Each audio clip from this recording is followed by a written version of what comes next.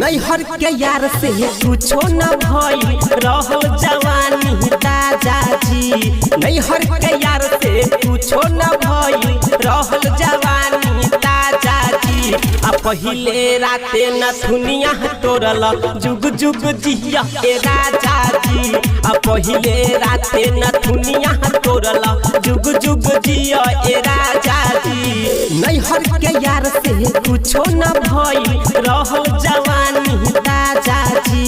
नैहर के यार से कुछो न भई रहल जवानी ताजा जी। अब पहिले राते न दुनिया तोड़ल जुग जुग जिया ए राजा जी। अब पहिले राते न दुनिया तोड़ल जुग जुग जिया ए राजा जी। जीते रही हो ए राजा।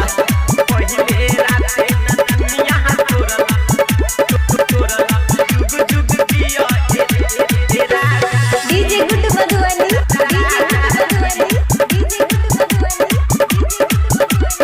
Recording by R music.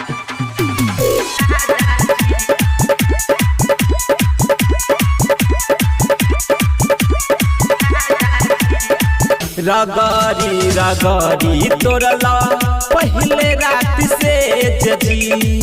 हमरो जवानी रउआ कैल डमेज जी ए जी। रगरी रगरी तोड़ला पहले रात से जी। हमरो जवानी रउआ कैल डमेज जी। होठ के लाली कैल तू खाली धोई के हमरा पाजा जी। होठ के लाली कैल तू खाली धोई के हमरा पाजा जी। आ पहिले राते न दुनिया तोड़ल जुग जुग जिया ए राजा जी। आ पहिले राते न दुनिया तोड़ल जुग जुग जिया ए राजा जी। जीते रहे राजा जी। पहिले राते न दुनिया तोड़ल जुग जुग जिया ए DJ good Madhubani, DJ good Madhubani, DJ good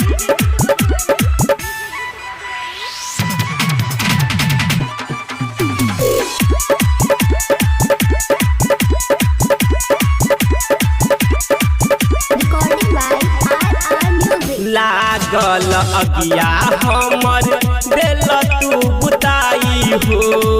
रहनी हम भुखाइल खूबे दिहल तू खिलाई हो ए हो।